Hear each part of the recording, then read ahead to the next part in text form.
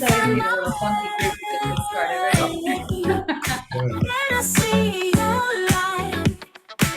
Wow. Welcome everyone. Excuse my DJ skills or lack thereof. I just love it. I love it. It has a really cool funky groove to it. And it goes right into the topic of this conversation. So welcome to the On Purpose podcast, where we're here to flourish and be fulfilled in all areas of our life. And I just want to give an unsolicited acknowledgement to my mentor, Kirk McDowell, one of the guys here at Earthwaking Village. I'm a little emotional about it. He has literally transformed my life from the inside out. He has dropped me from my head to my heart. And he's been a massive contribution, not only to my life, but so many people's lives around this village. And it is an honor and a privilege to be doing this work with you. And these conversations have brought so much depth and insight into my life. And I can just feel them working in the way that I'm applying it. And I just pray that for anybody that's watching this gets to experience that from the life that this man has led to be the person that he is for so many people out there. So I just wanted to bring that in to this space. And so thank you, Kirk. You're welcome. That's quite a lot. Thank you. I'm just being with that. Well received. Thank you. You're welcome. Yeah. We've been wrestling with this conversation topic. We've had technical things happen and switching rooms and doing all these different things. And I was just sharing with Kirk right before this conversation about appreciating the things that need to get set up to have this channel. And so what is a channel? And Nice what is a channel? Yeah. Boom, nice segue. Okay. Perfect. Oh gosh. So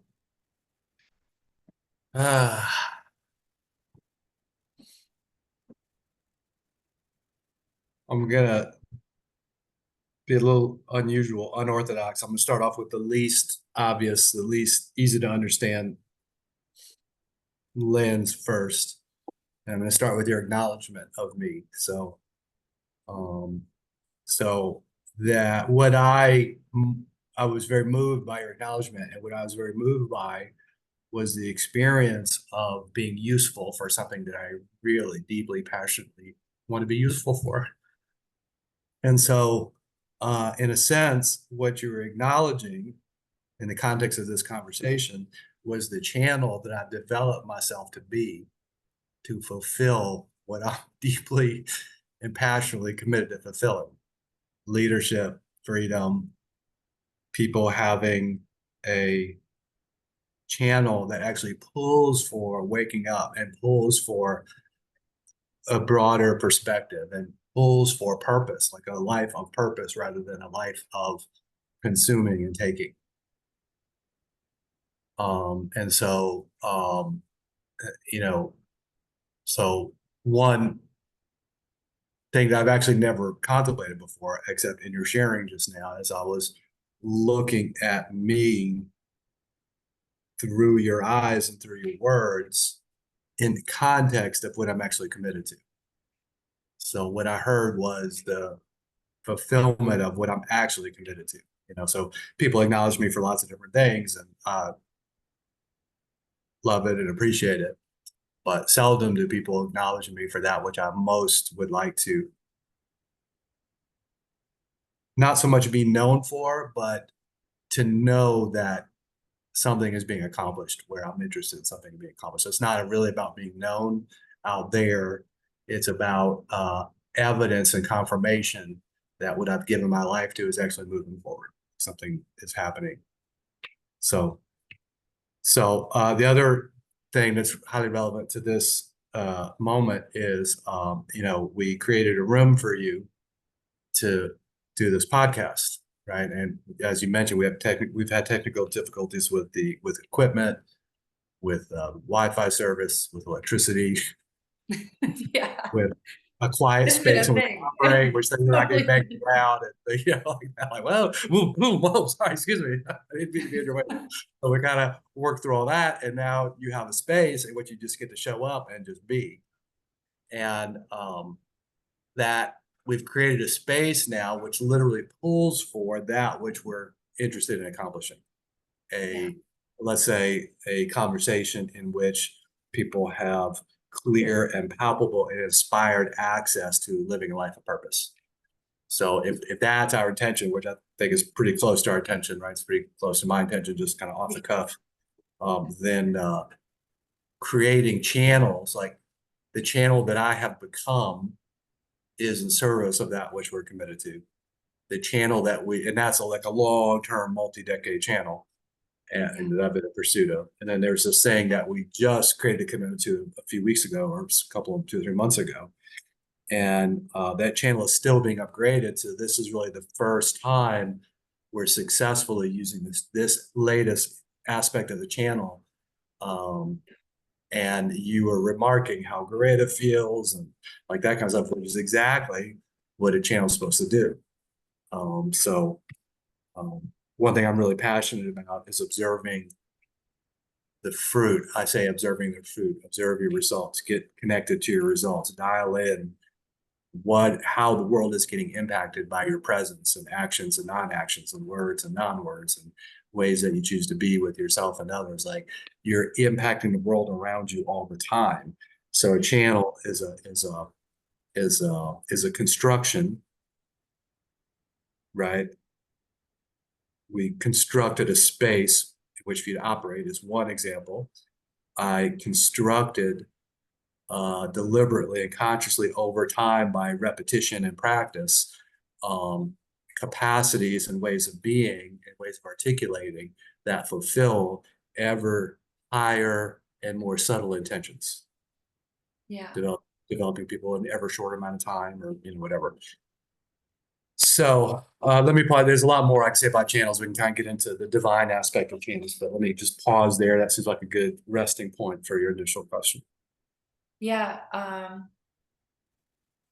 So there's multiple questions that I have here for Yeah. you. The one is, it's what value will the channel provide? Like specifically, is the recipe for bringing value to a channel? Yeah. So that inspires something. A channel is very different than a set of rules. No, so it's not quite getting at what I want to get at. So most people are not creating channels. Most people are following rules or following a process. And most people are following rules or a process that they did not create and they don't fully understand. John tells the story about the baked ham, this family's having Thanksgiving and the wife cuts the ends off the ham before she puts it into the baking tray. And the husband's like, honey, everything's beautiful, everything's perfect, I love you, everything's perfect, no complaint. And I have this tiny little question. Why are you cutting off the ends of the ham where you bake it? Oh, that makes it juicier, it tastes better. And the guy's thinking, well, I don't, he's thinking, obviously he doesn't say this because men are just at least this smart. Voice your Yeah, yeah, yeah. consternations about what is said to you about your wife. Like, well, does it taste good? All right. Well, yeah, it Yeah, does. but he's thinking to himself quietly and respectfully, like, I don't think that impacts the flavor one way or the other, right? Because I just don't think that's the way flavor works. Secondly, it's probably going to make it drier, not juicier. So I don't. So where did you learn this? Oh, well, my mother taught it to me. Okay, great. Okay, cool. Let's go. Let's go to the source. Let's go to mom. Let's go to her mom. So this is now stepmom, right? So or mom-in-law. And well, why did you teach your daughter love? Oh, because it tastes better. It makes it juicier. I'm like, well, where did you learn it? I learned from my mother. Oh, excellent. The actual source, right? Moving up the hierarchy of the women in the family. We're going to get to the bottom of this. Somebody's going to know what's up. And she goes, oh, no, that's stupid. Obviously, it doesn't make it taste better and juicier. Like, duh. I didn't have a tray big enough for the ham, so I had to cut off the ends. So that's how almost everybody does almost everything. We have a Yeah. set of rules. We learn something in school. We learn something my parents told us. We learn from our friends. We learn from getting, if we do this, we get kicked in the teeth. If we learn this, if we do it this way, we don't get kicked in the teeth. Boom! I got it, right? So we learn all these ways, except for fully appreciating what the purpose of the rule or the process is, being at the source of the process of the rules, so that if a better way reveals itself to fulfill what the rules and the process are there for, we can joyfully step into this better avenue, because it's not about the rules and it's not about the process. If if you're operating in the context of channel and it's all about the results, Mm, right? And you can't know if it's about the results. Do you know actually what the channel is there to produce? So did the channel of the room work? Well, what was the channel for? Well, to create a beautiful space where you specifically, but we as a team can waltz in and a great energy and everything is set up and there's no like passwords or technical difficulties or setting up or adjusting. Like you just walk yeah. in, boom, let it rip. I'm ready to go. Hey, everybody, I'm here. Right?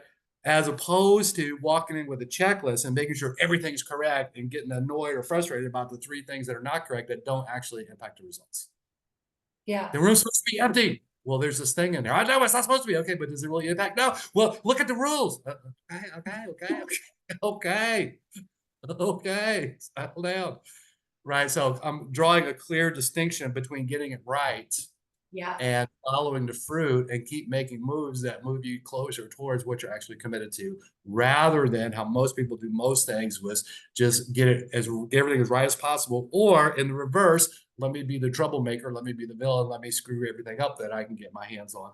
But either way, it's a reaction to performance, not like, oh, yeah, I would like to be someone who can accomplish what I'm interested in. I actually would like to be Yeah. someone who performs. Yeah, yes to that. Yeah, and I can do it with ease and joy and inspiration and follow love and like, yes to all that. Yes, thank you. Please, please, all that. Yes, more of And that. to Right? keep going. Yes, There's a thing I remembered from myself just in my past. Like I would get to a certain point and then I'd tear it all down just to build it up again. And it's like, no, yes. there's actually a You different mountain you could can just keep climb. heading north. You don't have to climb the same mountain, you Yes, know? you could move There's on a to the different next one. mountain. Yes, there's plenty of mountains. You don't have to stay at the same one. Yeah, and you can keep going. You can keep being fulfilled. So I loved what you said right there. And so how would one continuously evaluate the channel's performance? Well, so your acknowledgement of me was an informational moment for me, Mm, letting me know that I appear to be moving towards my commitment. Current evidence, right? Heartfelt, unsolicited acknowledgement. Current evidence, my best evidence right now is that I'm expanding and moving towards my commitments. And my personal experience does confirm that. I also feel like that's happening, right? So I feel like that's happening as I observe that people are expanding and growing. It looks like that's happening. And then you heartfully share that experience. So current evidence is I'm moving towards my commitment. If you had shared the opposite, that wouldn't be a conclusive thing, but I'm now looking for a cluster of evidence that maybe shows me that I'm in an illusion of some sort that I have yet to notice. yeah. Wow, I thought I was doing really well. Everybody tells me I'm being a dickhead. Okay, cool. If the first person shows me anomaly, second person shows me, well, let me take a close look. Third, fourth, and fifth, let me stop what I'm doing and get to the source of what the hell's going on, kind of thing. Yeah, I love that. There's a beautiful recipe in that. For one is the acknowledgement, like what's present. Am I moving towards or am I moving farther Yeah, away? yeah, The experience that you're having and the expansion that you're feeling. Okay, now we're yeah, growing. yeah. Yeah. So um, how would you acknowledge the breakdowns that one would have inside of the channels? Before I go there, I want to point to that Point someone out. could acknowledge me for something that they think that I'm going to love, and it actually lets me know I'm moving in the wrong direction.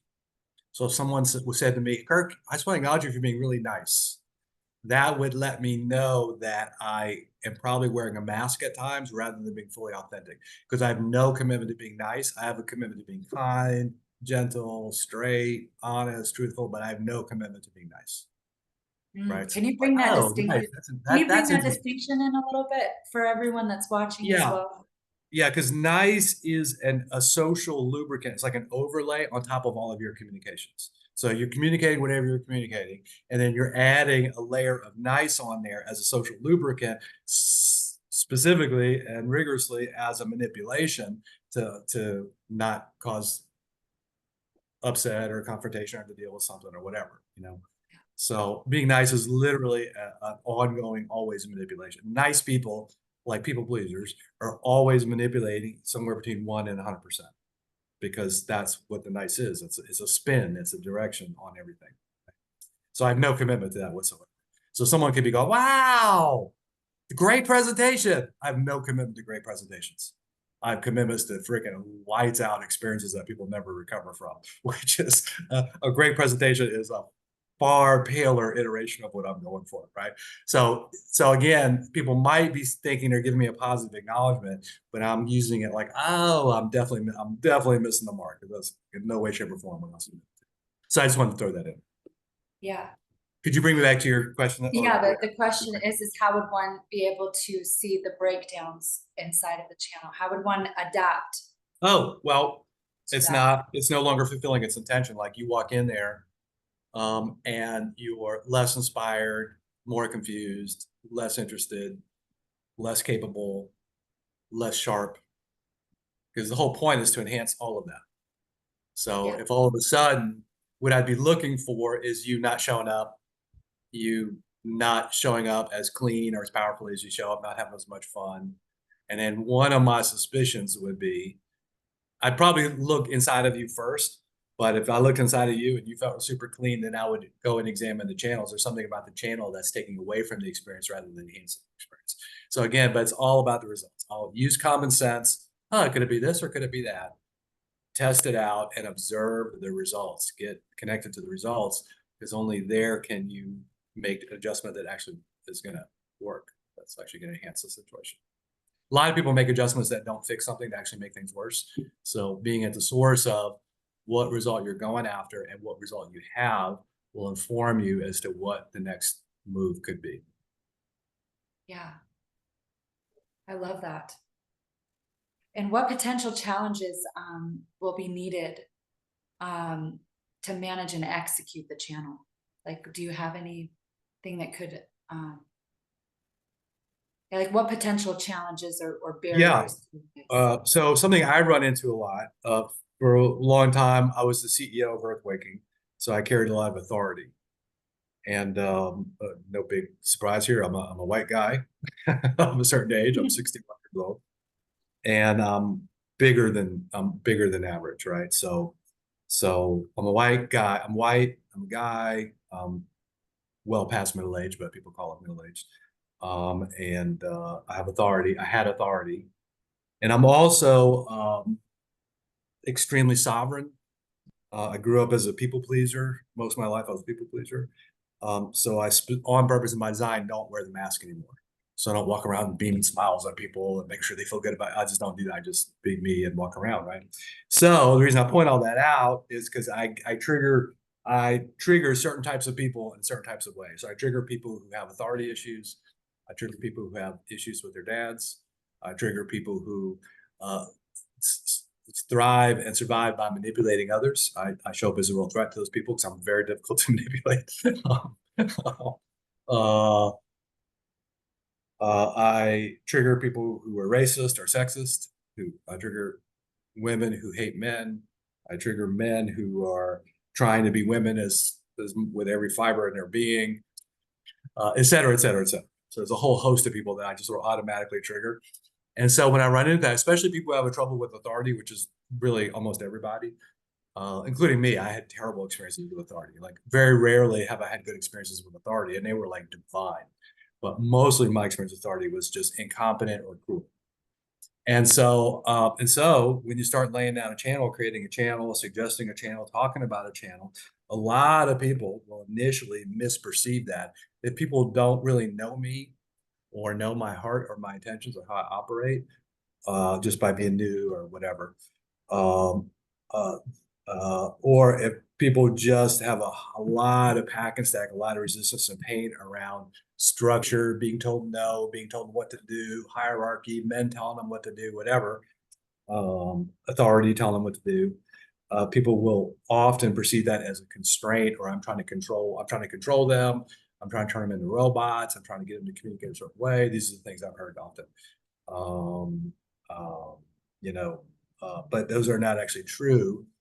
What is true is I offer in form, like in the real actual world, avenues for people to fulfill what they say they're interested in fulfilling. Now, a lot of people say a lot of things that they don't mean. And one test is, somebody says, I want this. I go, oh, great. I totally got something for you. Oh, really? Yeah, totally. Oh, what is it? Blah, blah, blah, blah. Oh, okay. Well, hey, no problem. You know? Well, you're just trying to control me. Actually, not only am I not trying to control, I'm no No. longer interested. Like I'm out. I'm the last person you got to worry about. Control you is now me. Because if you don't want what I got, then I'm out. You know, that's cool with me. Yeah. I also want to So, drop something into this go ahead. conversation because something Yeah. came through very powerfully, is that people don't understand the journey that it takes to become the thing that you're even asking for.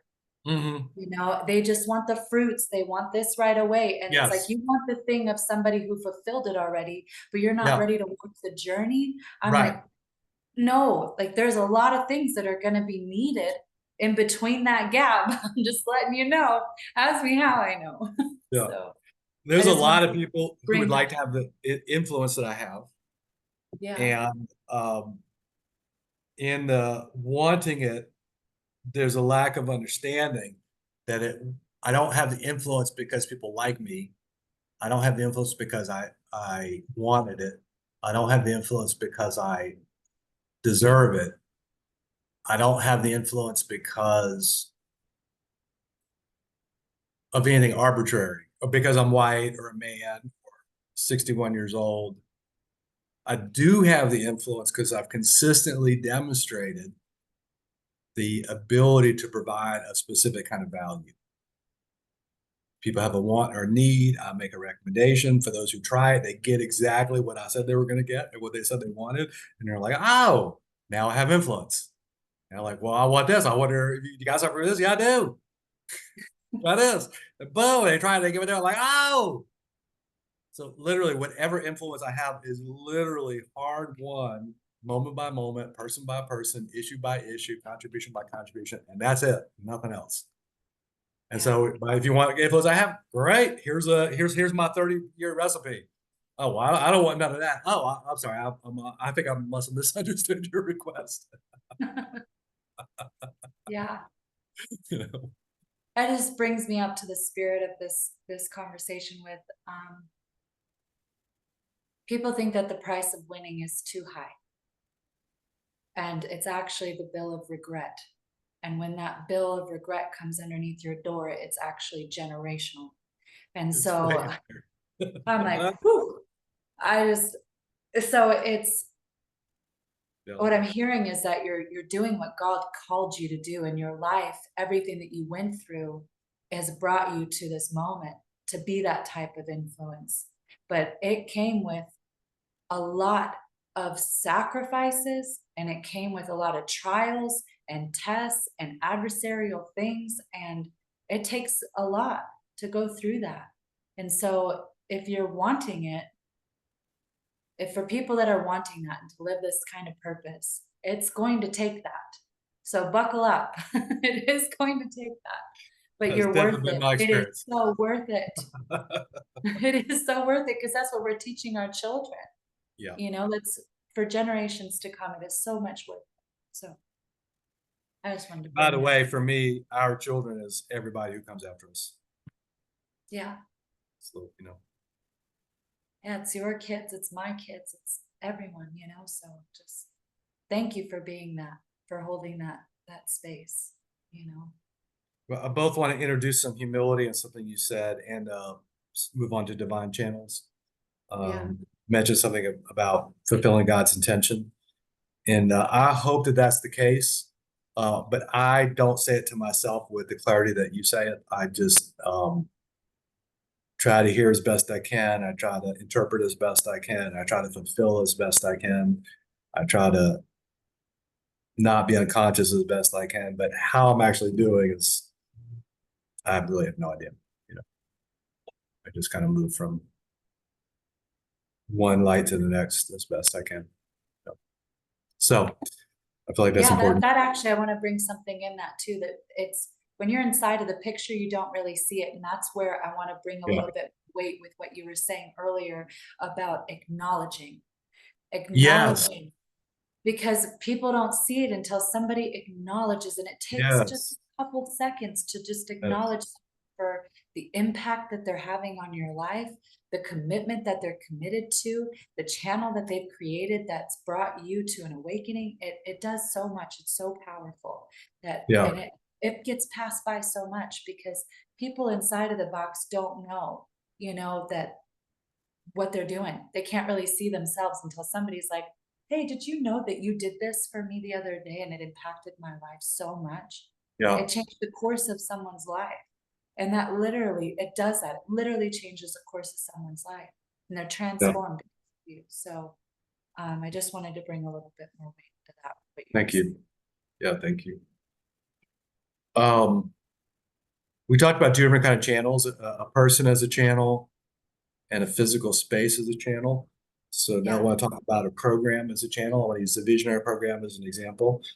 So for those who don't know, it's a 12-week leadership program that we produce here at Northwestern University, which in my opinion is very likely the best leadership program on the planet, as far as I know. And the Uh, link will be in the chat. I'll put all it right, in the description very box good, for you. very good. But however, the point I'm bringing up now is channels. I want to use it as an example of a channel. So for me, the Visionary program is an example of a divine channel. And what I mean by divine channel are a couple of different things. One, I mean its purpose is to fulfill a divine intention. So people experience themselves as children of God. People experience themselves as sovereign beings.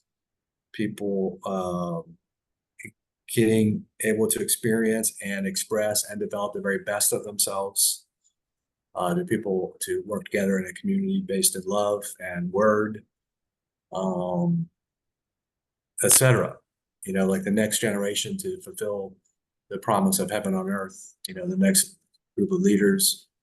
And so that's a very divine, that's a divine intention. So one aspect of a divine channel is that it fulfills a divine intention.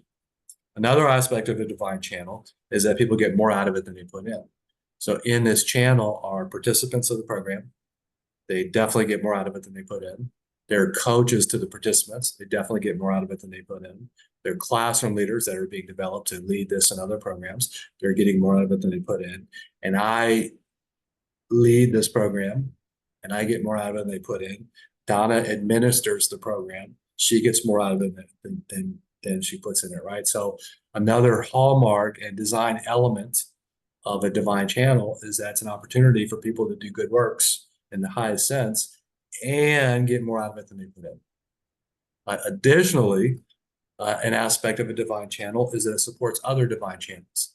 So we just talked about the divine channel that I am, like develop myself to fulfill God's intention. We talked about the divine channel that this space is. It's a channel to fulfill God's intention with this On Purpose podcast. And those interweave beautifully together. They support each other and they interweave beautifully with this other channel, this program channel called the Visionary program, right? So the Visionary program makes me and the space stronger. The space makes the Visionary program and me stronger. I make the Visionary program and the space stronger. So they're all enhancing one another and enhancing one another and being enhanced by the other. Yeah. So I think that's a pretty good start. It's three aspects of a divine channel. People get it fills a divine intention. People get more out of it than they put in, and um, the when divine channels interact with each other, they enhance each other and are enhanced by each other. Yeah, I love that. And that brings up another question is, well, one, I want to bring a little context. I'll bring a little context. is that if you want to go far and you want to go, you'll go alone. But if you want to go fast and with a team, you'll do Other it. way So around. Other how way do you do around. that? Oh, if you If you want want to to go go fast, fast, go go alone. alone. Pew! If you And want to if you go, want to, you want to stay the distance, you need a team.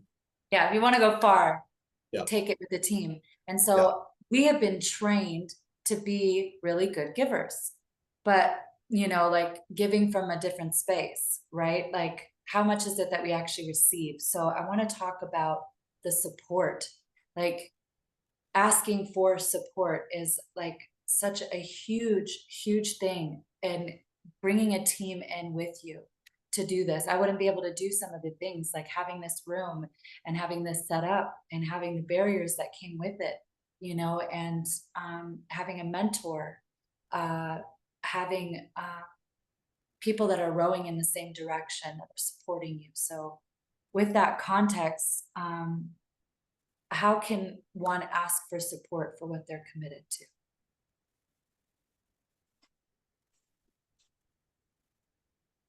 Let me give you a simple answer designed to give people like palpable access to a very powerful sort of a next step, which is making powerful requests.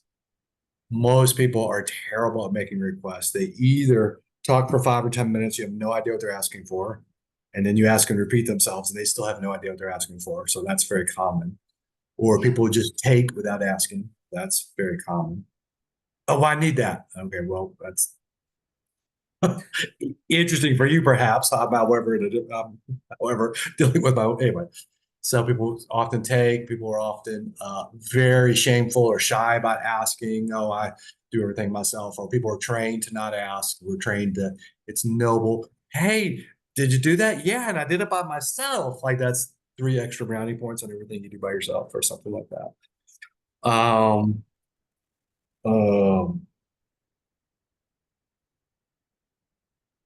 and so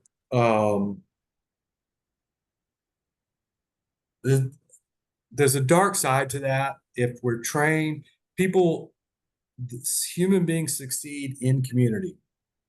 Human beings are social animals, so we succeed by being social. We fail by being isolated, right? So one of the ways you control people is you isolate them. So there's been some very famous examples of the last few years. Yeah. But we don't even need to go there, right? Yeah. The training people not to connect with each other and not to be a resource for each other is the ultimate isolation. So if you want a community that's easy to control, you want them not working together, not working in tandem, not working in unison, not working in alignment. That would be an important recipe for control. So ergo, an important recipe for freedom or sovereignty is people working interdependently, working together, being on the same page, getting aligned, understanding each other fully, right? Cooperating. So, so one of the most powerful first steps in being someone who works interdependently with others is making powerful requests. And a powerful request is something like, Sarah, I'm really committed to producing a podcast that actually positively impacts in the world. And I noticed we share this passion and purpose. Would like for us to work together on creating a on purpose podcast. And I think we could do it once a week and it could be fun and be no big heavy weight. And I think we could really do some good work. Would you like to do that with me? Yes. Boom. Yeah. Right. So some of the hallmarks of a powerful request is the request is actually made. Like if you ever like see people go, boy, sure is hot in here, dot, dot, dot, dot. Well, there was actually no request. It sure is. Thanks for the info. Can I count on another update in about 5 minutes? Like there's no request made, Yeah.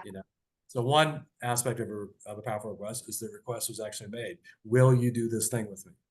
Another aspect of a powerful request is there's enough details in there for you to simply say yes. I say, hey, you want to do a podcast? What's it about? It's about on purpose. When is it? How often you want to do it? Well, once a week. Okay, where are we gonna do it? We're gonna do it over there. So if I leave out all the details, you really can't say yes yet responsibly because you don't even know what I'm talking about or what I have in mind for you. Yeah, So, what am I getting myself that's into? actually the critical elements. Also, element of a powerful request is respecting someone else's time and energy. Yeah, Like say the thing. Don't make me fight to be present for 5 minutes while you noodle through something.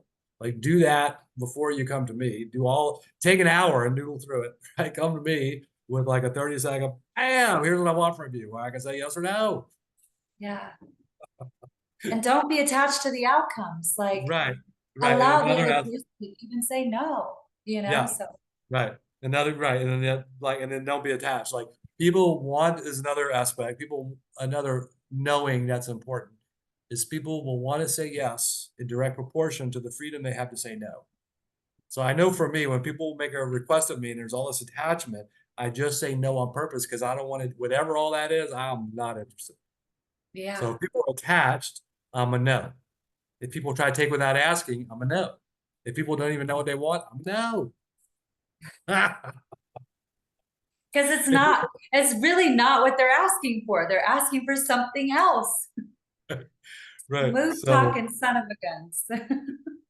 So if you put together a commitment to creating divine channels, like opportunities where people get to expand themselves and do good works and grow inside of that and enhance other people around them, and on top of that, you now have this capacity to make powerful and inspiring and inspired requests. That's a good combo. You can do a lot with those two things. Yeah. Yeah, that's powerful. So another question is for the people that are watching is to look at something that they don't want to look at regarding their channel. So can you distinguish that? Yeah, I think the biggest thing people resist looking at is failure, or embarrassment, failure, shame. Those come with that. And it's really important to understand that failure is a part of success. Losing is a part of winning. Best sports teams, right, lose games. Yeah. They get even in the best seasons for most sports teams, there is a loss or two or a handful, depending on the sport. There's been a couple of NFL teams that have had a season where there are no losses, but that's like less than 1% of the time. So the first thing to overcome is that failure is wrong or bad. Failure is necessary. John and I actually really have leaned into this, and we kind of have embraced like a 3-step process where we want to do something, we just fire immediately and watch where the thing hits. And go, okay, that missed. Okay, well, we actually expect it. Hey, you guys missed. Yeah, thank you. We're fully aware of that. Thank you for your ever present attention to whatever we're up to. So we got to miss 3 degrees to the left. Okay, great. Dial in 3 degrees to the right. Oh, that was super close, about a half a degree down. I think we got it. Third hit, bam, bullseye. So sometimes we hit on the first swing. Often these days, me and John, sometimes I hit on the first swing. Often I hit on the second swing, but I always hit on the third swing. I haven't hit on the previous two because you just triangulate, go, boom. So if you adopt that like for real, not like, okay, I'm gonna really try that on. No, like just no. It takes a couple swings to produce anything worthwhile. It's gonna be some failure involved. And just embrace the failure eagerly and vigorously get the lesson. So in the failure, there's a lesson. 3 degrees to the right. Okay, that's lesson. Are there any other lessons? Well, it might have been a little high. Okay, well, let's just include that. Let's see if we can get a good hit on the Yeah. second. Any other lessons? Well, you were breathing when you took the shot. Okay, great. So we're gonna hold on. Any other lessons? Well, I don't think you really factored in the wind. Okay, great. Any other lessons? Okay, great. Okay, we're all our lessons. Okay, we're getting ready to take the third swing. We're going to implement all of our best practices. Boom, bullseye. There you So if go. you do that, then there's no reason not to look at the results. In fact, you're eagerly awaiting the results, good, bad, and ugly, because it's from that reading that you're going to get your next swing and probable hit. Yeah.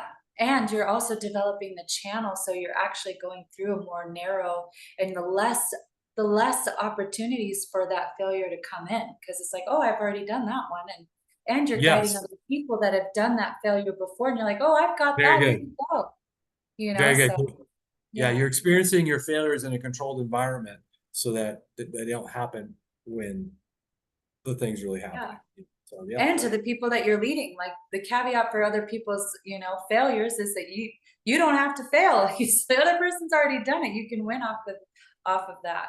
yes, yes. So I also, really go ahead. the biggest thing people don't want to look at is their own failures, and that's just a contextual thing. If you flip the context, failures become fascinating and interesting and useful.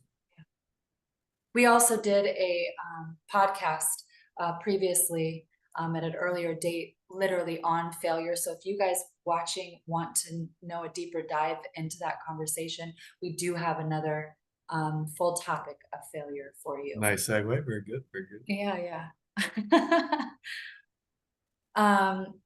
And I also want to bring up the topic of all about the energy, because I think that it correlates completely with a channel, and it's where we're coming from, and so I really wanted to I bring. actually want to have that be a cliffhanger. I actually, Oh, that feels bigger than kind of wrapping up this one. So, okay. I'm gonna respectfully pull back on that, and let's have that at the beginning of the journey. Okay, well then welcome to our next podcast for next week. It's gonna be all about the energy. Okay. Okay. Cool. And yeah. So is there anything else that you have on channels? This I feels feel like, complete. I feel like what we created here is really substantial. And so rather than adding anything to it, for me, what there is just to let it stand where it stands. okay, perfect. So again, that the Visionary Leadership Program is one of the channels that we have here, like Kirk was explaining. That's going to be inside of the description box for you.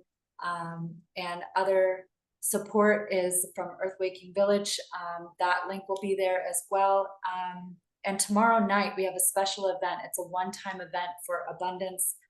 Jonathan England, the founder of Earth Waking Village, is doing a special event on a spiritual capitalist for the Lionsgate portal.